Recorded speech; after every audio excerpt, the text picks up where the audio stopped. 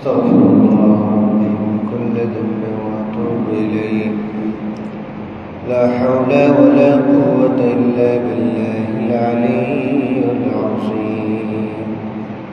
ربي زدني علما، رب اشرح لي صدري ويسر لي أمري واحلل عقدة من لساني يفقهوا قولي. الحمد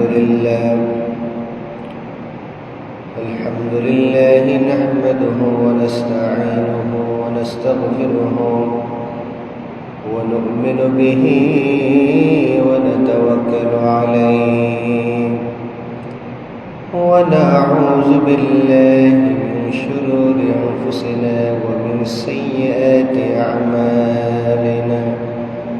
من يهده الله فلا مضل له ومن يضلله فلا هادي له، ونشهد أن لا إله إلا الله وحده لا شريك له، ونشهد أن سيدنا وحبيبنا ومولانا محمدا عبده ورسوله الذي أرسله بالحق بشيرا ونذيرا وداعيا إلى الله بإذنه وسراجا منيرا. أما بعد، فقد قال الله تعالى في كلامه المجيد وفي فرقانه الحميد: أعوذ بالله من الشيطان الرجيم. بسم الله الرحمن الرحيم. إن الله وملائكته يصلون على النبي يا أيها الذين آمنوا صلوا عليه وسلموا تسليما. صلى الله على سيدنا محمد وآله وصحبه. صلى الله على سيدنا محمد وآله وصحبه. اللهم صل على مولانا محمد وعلى آل سيدنا কোথায় রইলেন প্রাণের রাসূল, আমাদেরকে ছাড়িয়া।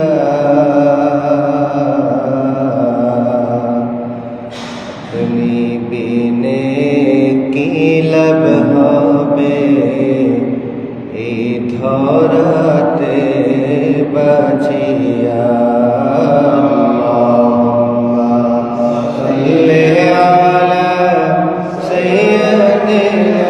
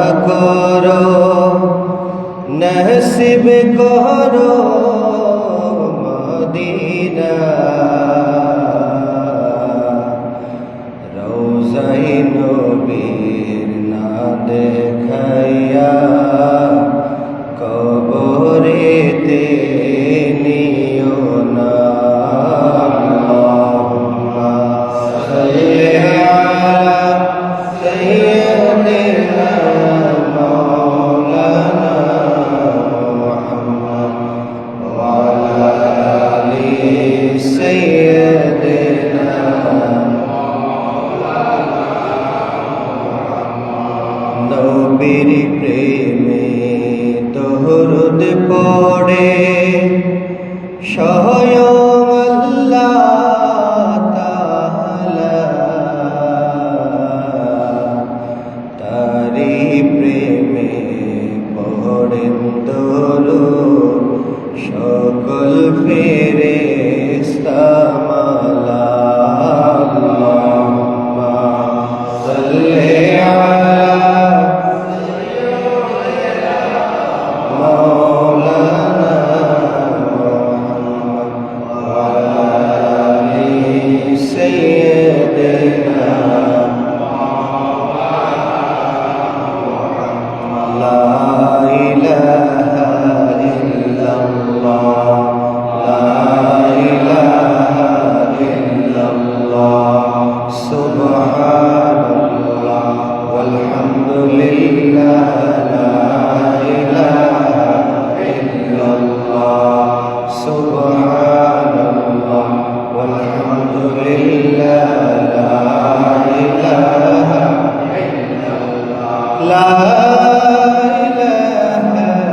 ইল্লাল্লাহ লা মুহাম্মাদুর রাসূলুল্লাহ সাল্লাল্লাহু আলাইহি ওয়াসাল্লাম। মুহতারামুল মাকাম ওয়াজিবুল ইহতিরাম, আল্লাহর ঘর মসজিদে আগত অত্র এলাকার সম্মানিত দিনদার ইমানদার বারাদার ইসলাম, পর্দার আড়ালের পর্দানশীন আমার সম্মানিত মা এবং বোনেরা, প্রতি জুমার নেই আল্লাহ এবং রাসূলের শেখানো ভাষায় আপনাদের সকলকে সালাম জানাচ্ছি। আসসালামু আলাইকুম ওয়া রাহমাতুল্লাহি ওয়া বারাকাতুহু। সর্বপ্রথম সেই মহান মুনিবের দরবারে লাখ কোটি সুজুদ এবং শুকর গুজার হচ্ছি, যিনি আমাদেরকে সপ্তাহের সর্বশ্রেষ্ঠ দিন পবিত্র ইয়াউমুল জুমায় আল্লাহর ঘর মসজিদে আসার বসার, কোরআন এবং হাদিস থেকে কিছু কথা বলার, শ্রবণ করার যে মুনিব, যে মালিক আমাদেরকে একান্ত সুযোগ করে দিয়েছেন, ওই মালিকের আনিস দরবারে কালিমাতুশ শুকর আদায় করছি। জবান ছেড়ে মহব্বত ভালোবাসা ধারণ করে আমরা সকলেই পড়ি আলহামদুলিল্লাহ। দুরূদ এবং সালাম পেশ করছে আকাই নামিনার তাজদার মদিনা, মা আমিনার নয়নের মুনিব, নিপীড়িত নির্যাতিত মানুষের মুক্তির একমাত্র মহান ব্যক্তিত্ব, সর্বকালের সর্বযুগের সর্বশ্রেষ্ঠ মহামানব, বিশ্বসভার সভাপতি, সরকারে দু আলম নূরে মুজাসসাম, নবিকুল শিরোমণি, শাফাআতের কান্ডারি নবী, দু জাহানের বাদশা নবী, আখিরি জামানার পয়গম্বর নবী মুহাম্মদ রাসূলুল্লাহ সাল্লাল্লাহু আলাইহি ওয়াসাল্লাম। সম্মানিত মুসলিম করম, আমরা আল্লাহর দরবারে অবনত চিত্তে, মস্তক অবনত চিত্তে আবারও শুকরিয়া আদায় করি, যিনি আমাদেরকে বিশেষ করে পবিত্র ঈদুল আজহা কুরবানির পশু কুরবানি দেওয়ার মধ্য দিয়ে আমরা এই ঈদ উদযাপন করতে পারলাম। এবং সবচেয়ে বড় কথা হচ্ছে, পশু কুরবানির চেয়ে মনের পশুটা আমরা কুরবানি দিতে পেরেছি কিনা। পশু তো আল্লাহর নামে কুরবানি দিয়েছি, তার আগে আমাদের মনের যেই পশু, যেই অহংকার, যেই অহমিকা, যেই বড়ত্ব, এর শেষটা আমরা করতে পেরেছি কিনা, এটাই হচ্ছে আমাদের সবচেয়ে বড় কুরবানি। আল্লাহ পাক রব্বুল আলামিন যথাসময় সবকিছু সুন্দরভাবে যার যার পশু কুরবানির মধ্য দিয়ে আল্লাহর দরবারে আমরা এই আকুতি জানাই আজকের জুমায়, আল্লাহ সুবহানাহু ওয়া তাআলা যাতে করে আমাদের অর্জিত টাকা অর্থের বিনিময়ে যেই কুরবান জন্য পশু ক্রয় করে কুরবানি দিয়েছি, এই কুরবানি যাতে আল্লাহ কবুল করে নেন, আমিন বলেন। সম্মানিত হাজিরিন, যেহেতু হজের মাস আমরা ধারাবাহিক আলোচনা করেছিলাম, আমাদের যাদের সামর্থ্য নাই, আমরা হজ করতে পারি নাই, তাদের জন্য হজ এবং উমরা না করেও আল্লাহ রাব্বুল আলামিন ওই সমস্ত মানুষদের জন্য হজ এবং কুরবানির সওয়াব রেখেছেন। সুবহানাল্লাহ।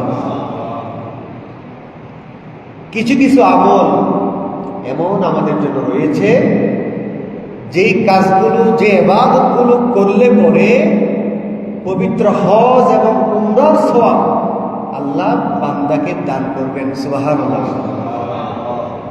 অসংখ্য অগণিত হাদিসে রাসূল মকবুল সাল্লাল্লাহু আলাইহি ওয়াসাল্লাম এই উম্মতে মুহাম্মদের জন্য, এই উম্মতে মুহাম্মদের জন্য সুসংবাদ দিয়ে গিয়েছেন। সুবহানাল্লাহ। মন ছোট করার কোনো কারণ নাই। টাকা নাই, হজ করতে পারেন নাই, তো কি হয়েছে? কিছু কিছু ইবাদত আল্লাহ তোমাদের জন্য দিয়েছে, যে ইবাদতগুলো করলে পরে তোমাকে আল্লাহর পক্ষ থেকে কবুল হজের সওয়াব, একটি উমরার সওয়াব দান করবে। সুবহানাল্লাহ। প্রত্যেক মুমিন মুসলমানের লালিত স্বপ্ন থাকে, হে আল্লাহ, আমাকে মক্কা মুকাররমায় নিয়ে গিয়ে তোমার বাইতুল্লাহর কালো গিলাফ এবং মদিনা শরীফের সবুজে সবজে গম্বুজ যেটাকে বলা হয়, এর সামনে গিয়ে তোমার নবীকে একটু যদি সালাম দিতে পারতাম, আল্লাহ তোমার হারাই কাবার সামনে যদি 7 চক্কর দিতে পারতাম, আল্লাহ তোমার নবীর রওজার সামনে গিয়ে তোমার নবীকে যদি একটু সালাম দিতে পারতাম, এই আশা, এই কাকুতি একজন মুমিন মুসলমানের থাকা দরকার। সুবহানাল্লাহ। থাকতেই হবে। হজের ইচ্ছা করেছেন, উমরার জন্য নিয়ত করেছেন, হজ করবেন বলে নিয়ত করেছেন,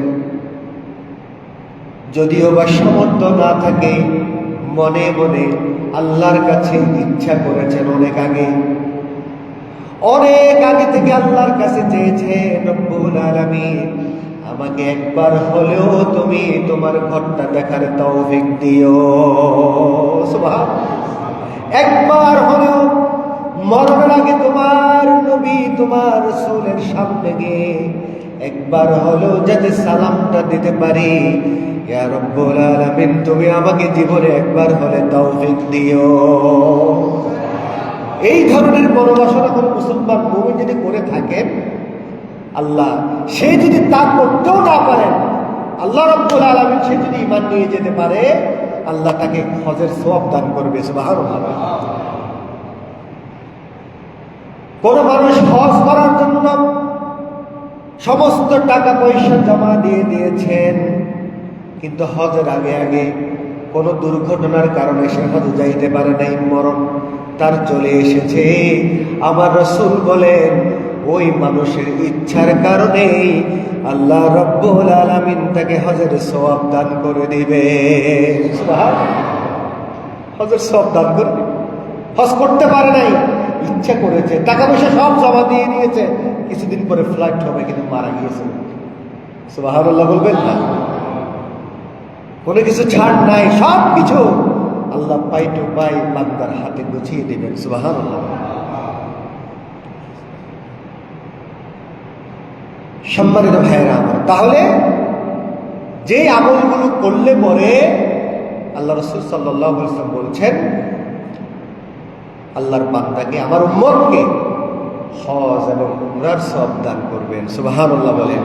1 নাম্বার, একটু মনে রাখবেন, 1 নাম্বার আমল হলো, আমরা সবাই নামাজের জন্য প্রস্তুতি নিয়ে মসজিদে আসি না? তো অনেকেই উজু ছাড়া মসজিদে চলে আসে, অর্থাৎ মসজিদের ঘাটে গিয়ে উজু করবে। যেহেতু পুকুর আছে, পানির কল দেওয়া আছে, ওখান থেকে উজু করবে, এটা তো সওয়াব আছে। রাসূল মকবুল সাল্লাল্লাহু আলাইহি ওয়াসাল্লাম বলছেন, আমার কোন উম্মত, আল্লাহর কোন বান্দা যদি নামাজের জন্য পূর্ব প্রস্তুতি হিসেবে ঘর থেকে উযু বানিয়ে মসজিদে আসে, কোন ব্যক্তি ফরজ নামাজের জন্য উযু করে নিজ ঘর থেকে বের হবে, সে একজন ইহরামধারী হাজির সমান সওয়াব আল্লাহ তাকে দান করবে। সুবহানাল্লাহ।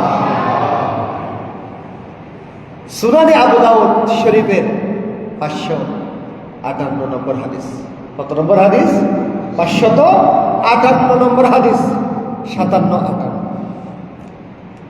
عن أبي أمامة رضي الله تعالى عنه أن رسول الله صلى الله عليه وسلم قال من خرج من بيته متطهرا إلى صلاة مكتوبة আল্লাহর কোন বান্দা যদি মুয়াজ্জিনের আযান শোনার পরে তার মন যদি সবসময় পেরেশানির মধ্যে থাকবে, কখন মুয়াজ্জিন আযান দিবে, কখন যুহরের ওয়াক্ত হবে, কখন আসর হবে, কখন মাগরিব হবে, কখন এশা হবে, কখন ফজর হবে, মুয়াজ্জিন কেন আযান দেয় না, মাগরিব কি আজকে হবে না, মুয়াজ্জিন কেন আযান দেয় না, আসর কি আজকে হবে না, মুয়াজ্জিন সাহেব কেন আযান দেয় না, ফজর কি আজকে হবে না। এই আল্লাহর বান্দার মনের ভিতরে এই পেরেশানি যদি থাকে, আযান শোনার সাথে সাথে ঘর থেকে উযু করে ওই জোহরের নামাজ, জুমার নামাজ ধরার জন্য কোনো মানুষ যদি আসে, আল্লাহ রাসূল সাল্লাল্লাহু আলাইহি ওয়াসাল্লাম বলছেন, ইলা সালাতিন মাকতুবা ফাজরুহু কাজরিল হাজিল মুহাররিম। সুবহানাল্লাহ। ফাজরুহু কাজরিল হাজি মুহাররিম। আল্লাহ নবী বলছেন, সে একজন ইহরাম পরিহিত হাজী আল্লাহর ঘরে যাচ্ছে, আল্লাহ তাকে যত পরিমাণ সওয়াব দান করবেন, ওই উযু করে ঘর থেকে বের হয়ে আল্লাহর ঘরের দিকে আসবেন, আল্লাহ তাকে সমান সওয়াব দান করবে। সুবহানাল্লাহ। ফাজরুহু কম হবে না, ফাজরুহু কম হবে না, তার জন্য যতটুকু সওয়াব একজন উযু করে ঘর থেকে বের হয়ে জুমার নামাজ পড়ার জন্য এসেছে, আল্লাহ তার জন্য সমান সওয়াব দান করেছে। সুবহানাল্লাহ। সুনানে আবু দাউদ শরীফের হাদিস। আল্লাহর নবীর হাদিস কি ও মিথ্যা নয়, সত্য। আল্লাহর কোরআন যেমন সত্য, আমার নবীর কথাও তেমন সত্য। সুবহানাল্লাহ। কারণ আমার নবী নিজ থেকে কোনো কথা বানিয়ে বলেন না, তিনি যা বলেন, কার কথা বলেন? আল্লাহর কথা বলেন। আল্লাহ যা বলতে বলেন তিনি তা বলেন। সুবহানাল্লাহ বলবেন। এক নম্বর কি বললাম? নামাজ আদায় করার জন্য ঘর থেকে উযু করে সুন্দরভাবে যে ব্যক্তি মসজিদে আসবে, আল্লাহর নবী ফরমাচ্ছেন, ও আমার উম্মতকে আমার আল্লাহ একজন ইহরামদারী হাজির সওয়াব তাকে দান করবে। সুবহানাল্লাহ। তাহলে এক নম্বর কি? উযু করে ঘর থেকে আসবেন। বলেন, এক নম্বর কি? পরিপূর্ণ উযু করে ঘর থেকে আসবেন।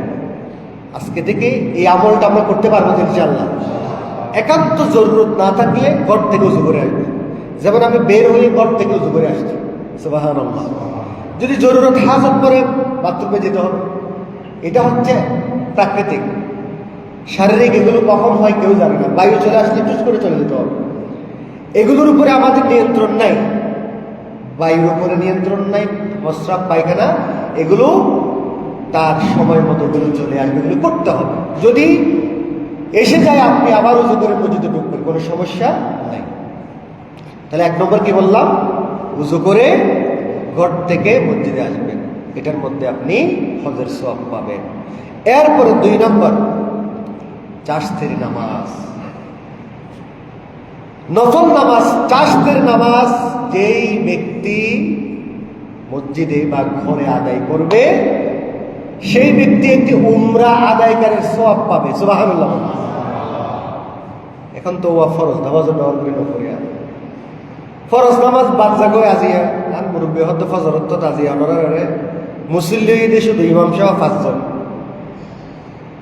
তৈলি ঈদ উপলক্ষে ব্যাপক মানুষ গরম মধ্যে আর 80 নয় 80 বেগুনারা গরত তাহলে মসজিদটা 1,000 2,000 ঈদের জামাতত যার ফুরে গিয়ে গই অন্তত নফুর হলে 3,000 ওয়ান আছে, ঠিক না? 3,000 হলে ওয়ান আছে। সারাদিন আল্লাহর নামে ত্যাগ দিয়ে নিজের নফসরে কোরবানি দিয়ে রে যদি ফজর গান আর গোমত থাড়ায় গেলাই এই কোরবানি দিয়ে লাফান কিনিয়ে দিয়ে নাউজুবিল্লাহ নহইবেন না। ইন আরাল্লাই দুঃখর হতাও কোরবানি মানুষকে কি শিক্ষা দেয়? ত্যাগ, নিজেকে কোরবানি দেওয়া মানে আল্লাহর ইবাদতে নিজেকে সঁপে দেওয়া, আল্লাহর ফরজ কাজের দিকে নিজেকে মনোনিবেশ করা। সুবহানাল্লাহ। তো ফজরে যদি 5 জন মুসল্লি হয় তাহলে এই কোরবানি আমাকে আপনাকে কি উপকার দিল? এই পশু কোরবানি দিয়ে আমি নিজে কি অর্জন করতে পারলাম? যদি ফজরের নামাজটাই আমি মসজিদে না আসতে পারলাম, এর চেয়ে দুর্ভাগ্য আমার জীবনে আর কিছু হতে পারে। নাউজুবিল্লাহ বলবেন না, আমি আমার কথা বললাম। আবার অনেকে হয়তো জরুরত থাকতে পারে ঘরে পড়ে নিয়েছেন, এটা আমি বিশ্বাস করি। ঘরে পড়ে নিয়েছেন এটা আমি বিশ্বাস করি। আমার মুসল্লিদের প্রতি আমার এই বিশ্বাসটা আছে। সুবহানাল্লাহ বলেন। তবে ঘরে পড়ার চেয়ে মসজিদে পড়ার 27 গুণ সওয়াব। সুবহানাল্লাহ বলেন। ওয়াহ গুণ সওয়াব, 27 গুণ সওয়াব। ইচ্ছাকৃতভাবে ঘরেও পড়া যাবে না। মসজিদে আযান হওয়ার পর কোনো ব্যক্তি যদি ইচ্ছাকৃতভাবে ঘরে নামাজ আদায় করে তাহলে তার নামাজ কাঙ্ক্ষিত মানে নামাজ হবে না। সে নামাজের সাথে মশকরা করেছে, সে আযানের সাথে মশকরা করেছে। আল্লাহ রাসূল বলেছেন তার নামাজ নামাজই হবে না। যদি সে ইচ্ছাকৃতভাবে ঘরে আযান শোনার পর মসজিদ কাছে আছে, ইচ্ছাকৃতভাবে ঘরে নামাজ আদায় করে, হ্যাঁ জরুরত যদি থাকে, বাথরুমে ঢুকেছেন জামাত চলে যাচ্ছে, এসে জামাত পাবেন না, তাহলে আগে বাথরুমটাকে আপনাকে করতে হবে। একটা মাসালা শিখে রাখেন, নামাজের টাইম চলে যাচ্ছে কিন্তু আপনার বাথরুম ধরেছে, এখন আপনি কি নামাজ আবেদন নাকি বাথরুম আবেদন? আপনাকে অবশ্যই বাথরুমের চাপ, প্রস্রাবের চাপ নিয়ে আপনি নামাজ পড়বেন না, এটা নাজায়েজ। আগে আপনাকে বাথরুম ক্লিয়ার করতে হবে, প্রস্রাবের চাপ ক্লিয়ার করতে হবে, কারণ নামাজ মানুষকে শান্তি দেয়। এখন আপনি নামাজে আসবেন অশান্তি নিয়ে, এটা তো হতে পারে না। আগে আপনাকে বাথরুম কমপ্লিট করতে হবে, প্রস্রাব একেবারে যায় যে অবস্থা, কিন্তু নামাজ ধরবে না। এক্ষেত্রে আপনাকে ফ্লেক্সিবিলিটি দেওয়া হয়েছে। ইসলাম এটাকে আপনাকে ফ্লেক্সিবিলিটি দিয়েছে। আপনি আগে প্রস্রাব করেন, বাথরুম সারেন, তারপরে নামাজ ধরেন, না পাইলে পরে একাকি পড়েন। সুবহানাল্লাহ। আমরা অনেকে এরকম করি, জামাত চলে যাচ্ছে, আল্লাহ দূরে হাত আছে, প্রস্রাব তো বেশি দূর কি, প্রস্রাব আগে দূরগুম নাকি নামাজ চলবো, নামাজ সাম করি বেলায় এই পরবর্তী দেখা গিয়ে দেয় প্রস্রাব খরচরও গিয়ে নামাজত মসজিদ তারা অপবিত্র করলেন। ইসলাম এই সুযোগ অন্যরা আরে ন দেয়। ইসলাম আরে শান্তির বাণী শোনায়। ইসলাম আমাকে ফ্লেক্সিবিলিটি দেয়। সুতরাং সম্মানিত ভাইয়েরা, কথা যেখানে বলছিলাম চাষতের নামাজ, এখান থেকে আসছে ফরজ নামাজ। যে নফল নামাজ, ফরজ নামাজ তো ঠিক মতো নফরি, নফল নামাজ হত করব হুজুরের আরো প্রশ্ন করে গেল না তাতলা হইতে বাজিয়ে গল ইনদ লোক। এই লোকবিন যদি অনারার নদাহাই তাহলে জীবনত হজ করি বেল্লাই সামর্থ্য আল্লাহ দেয় নদ হইতে পারে, কিন্তু এই হাসিন যদি আয় অনেক গরিব তারি দয় আল্লাহ রসুল সাল্লাল্লাহু আলাইহি ওয়াসাল্লাম ফরমাত দে আর আরে উমরার হোক সওয়াব আল্লাহ দান করিবে। সুবহানাল্লাহ। তাহলে এবার চাষতের নামাজ আল্লাহ রসুল ফরমাত দে ওয়ামান খরাজা ইলা তাসবিহ দুহা। তাসবিহ দুহা মানে জিবার দোহার নামাজ চলবে, চাষতের নামাজ, অর্থাৎ ইশরাকের নামাজের পরে, ইশরাকের নামাজ পড়তে ইবাইয়ের পরে, ইশরাকের নামাজের পরে সকাল 9টা থেকে 11টার ভিতরে কোনো আল্লাহর বান্দা যদি 2 রাকাত করে 12 রাকাত, শুধু 2 রাকাত এই নামাজটা মসজিদে হোক ঘরে হোক আদায় করে, আল্লাহ নবী ফরমাচ্ছেন লা ইউনসিবুহু ইলা ইয়াহু ফাআজরুহু কাআজরিল মুতামির। আল্লাহ তাকে একটি উমরা আদায় করলে যে সওয়াব দান করবে, আল্লাহ তাকে উমরার সওয়াব দান করবে। সুবহানাল্লাহ। কথা বুঝতে পেরেছেন? চাষদের নামাজ খুবই গুরুত্বপূর্ণ। আল্লাহ নবী সাল্লাল্লাহু আলাইহি ওয়াসাল্লাম আরো বলেছেন, এই চাষদের নামাজ পড়লে তোমার জন্য আরো কি ফায়দা। প্রথমে তো উমরার সওয়াব দান করবেন, 2 নম্বর ফায়দা শরীরের সদকা আদায় হয়ে যাবে। সুবহানাল্লাহ। শরীরের সদকা মানে দুজোর শরীরের সদকাই বাবা কি, প্রত্যেক জিনিসের সদকা আছে। আর শরীরের মধ্যে 360টি অস্থি জোড়া জোড়া আমাদের জয়েন্ট রয়েছে। সুবহানাল্লাহ বলবেন না? এই 360টিরই আমাদেরকে সদকা দিতে হয়। সুবহানাল্লাহ বলেন। এই যে আমরা মানুষকে দান করি, এগুলো শরীরের সদকা। তো আল্লাহ নবী ফরমাচ্ছেন, আপনি 1 টাকা দিলেন, একটি জয়েন্টের সদকা দিলেন। তো এইভাবে যদি 500 টাকা দিলেন, আরেকটি জয়েন্টের সদকা দিলেন, এভাবে দিতে দিতে আপনাকে অনেক টাকা দেওয়া লাগতে পারে। আল্লাহ নবী ফরমাচ্ছেন। তো আল্লাহ নবী বলতেছে, যদি কোনো মানুষ দিনের বেলায় সূর্য উদয়ের পর মসজিদে বসে থেকে ইশরাকের নামাজ আদায় করার পর সকাল 9টা থেকে 11টার ভিতরে এই 2 রাকাত করে চাষদের নামাজ আদায় করবে, ওই একেবারে 2 রাকাত নামাজ আদায় করার সাথে সাথে 360টি জয়েন্টের সদকার সওয়াব আল্লাহ দান করে দেন। সুবহানাল্লাহ। আপনাকে গনে গনে বারবার এক একটি জয়েন্টের জন্য আলাদা আলাদা টাকা দেওয়ার দরকার নাই, যদি এই 2 রাকাত নামাজ পড়ে গেলেন। সুবহানাল্লাহ বলবেন না? কথা বুঝতে পেরেছেন? প্রত্যেকটি জয়েন্টের জন্য আলাদা আলাদা আপনাকে সদকা দিতে হবে। এটার সোজা সাপটা হিসাব হচ্ছে, যদি দিনের বেলা 2 রাকাত নামাজ পড়ে গেলেন চাষদের নামাজ, আল্লাহ নবী ফরমাচ্ছেন একেবারে 360টি জয়েন্ট এই গ্রন্থির সদকার সওয়াব আল্লাহ আপনার আমল নামায় লিখে দেন। জোরে বলুন সুবহানাল্লাহ। কথা বুঝতে পেরেছেন? 3 নম্বর ফজিলত হচ্ছে, চাষদের নামাজ আদায় করলে আল্লাহ রাসূল সাল্লাল্লাহু আলাইহি ওয়াসাল্লাম বলেছেন, 2 রাকাত যদি কেউ একেবারে 2 করে 12 রাকাত পড়ে, তার সমস্ত সগীরা গুনাহ আল্লাহ মাফ করে দেন। সুবহানাল্লাহ। জীবনের সমস্ত সগীরা গুনাহ আল্লাহ মাফ করে দেন। আল্লাহ রাসূলের পরে বলছেন, এমন কি তা যদি সমুদ্র ফেনা পরিমাণও হয়। সুবহানাল্লাহ বলবেন না? সমুদ্র ফেনা পরিমাণও যদি গুনাহ হয়ে থাকে, এই 2 রাকাত চাষদের নামাজ পড়ার কারণে আল্লাহ আপনার সমস্ত কবিরা ছাড়া সগীরা গুনাহ মাফ করে দিবেন। সুবহানাল্লাহ। কবিরা গুনার জন্য তওবা শর্ত, সগীরার জন্য তওবা শর্ত নয়, কিন্তু কবিরার জন্য তওবা শর্ত। তাহলে 2 নম্বর কি বললাম? চাষদের নামাজ। 1 নম্বর কি বলেছিলাম? পূর্ণভাবে উযু করে ঘর থেকে বের হয়ে মসজিদে আসা। তাহলে এটা যদি আসেন হজের সওয়াব পাবেন। সুবহানাল্লাহ। 2 নম্বর বলেছি চাষদের নামাজ যদি পড়েন একটি উমরার সওয়াব পাবেন। সুবহানাল্লাহ। শুধু উমরার সওয়াব পাবেন না, 360টি এই যে আমাদের গ্রন্থি রয়েছে, এই 360টির এই জোড়ার সদকার সওয়াব আল্লাহ কবুল করে নেন। সুবহানাল্লাহ। এরপরে আমাদের জীবনে যদি কোনো গুনাহ থেকে থাকে, সগীরা গুনাহ আল্লাহ মাফ করে দেন। সুবহানাল্লাহ। সালাতুন ইয়া রাসূলুল্লাহ, সালামুন ইয়া হাবিবাল্লাহ, মুহাম্মদ মুস্তাফা নূরুন আলা নূর, হাবিবে কিবরিয়া নূরুন আলা নূর, সালাতুন ইয়া রাসূলুল্লাহ।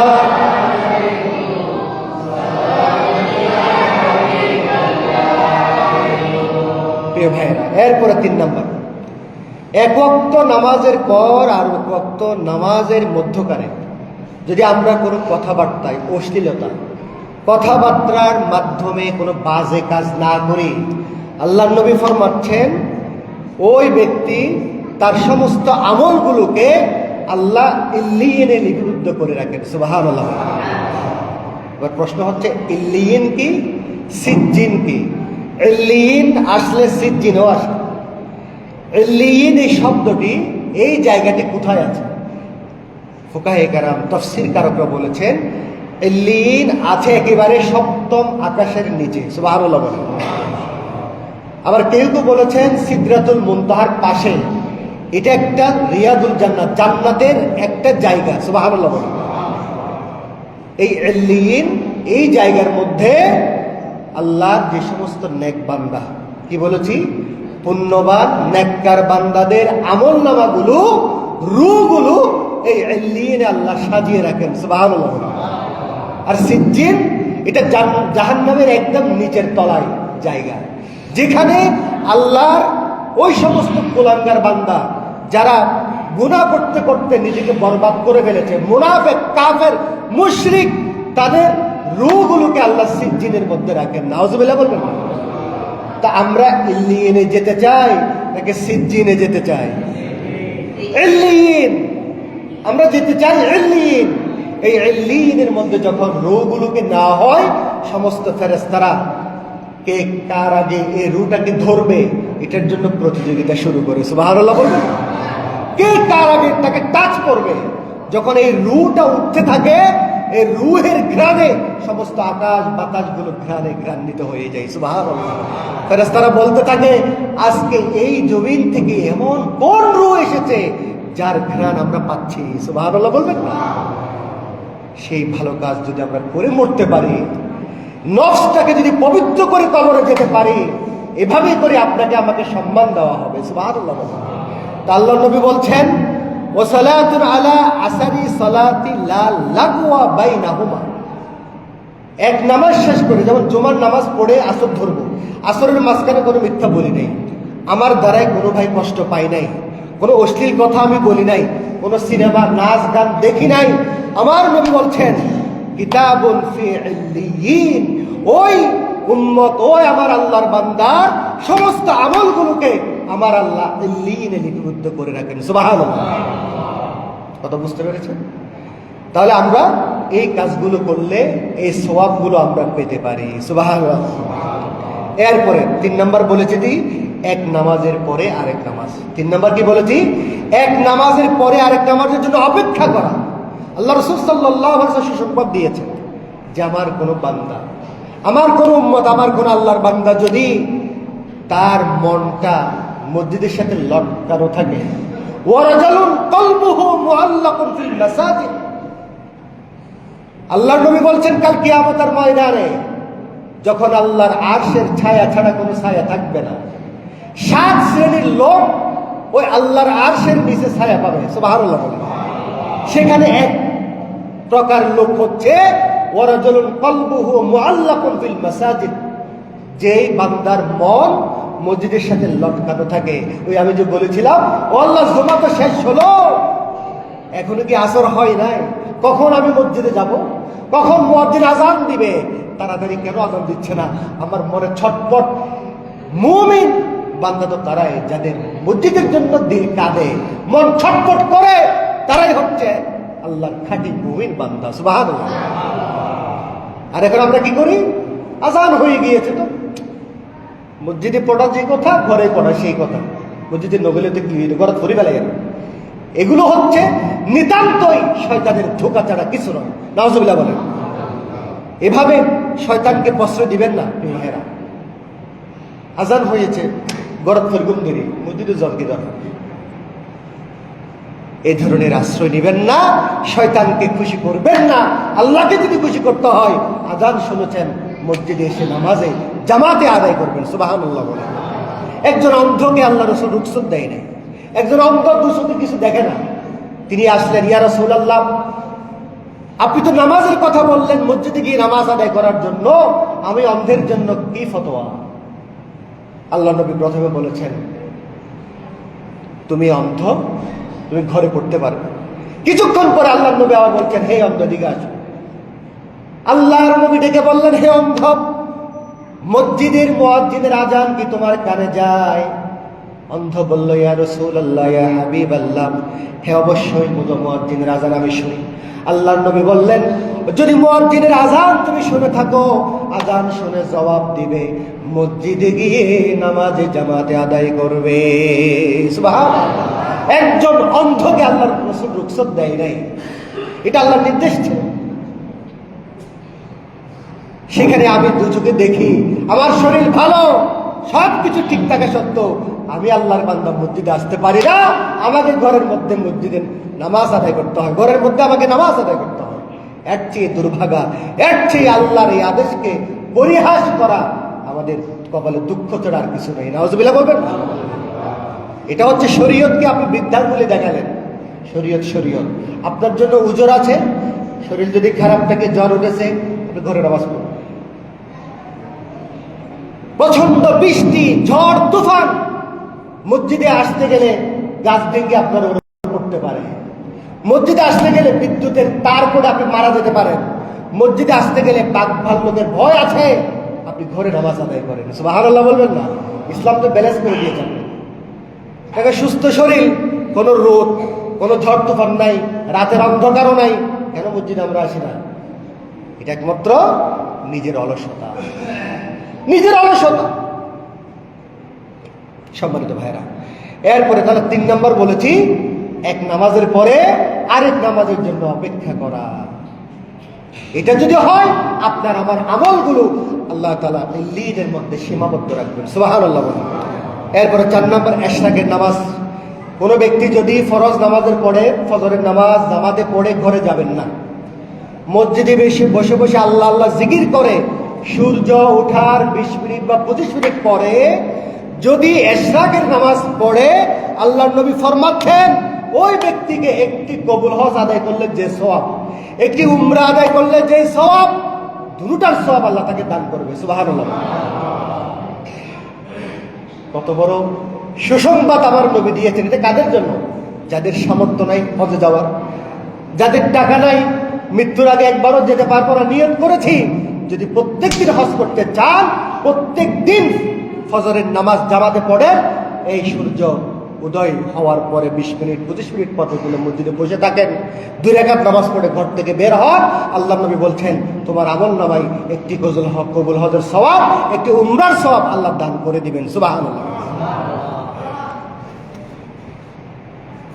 সালাতুন ইয়া রাসূলুল্লাহ,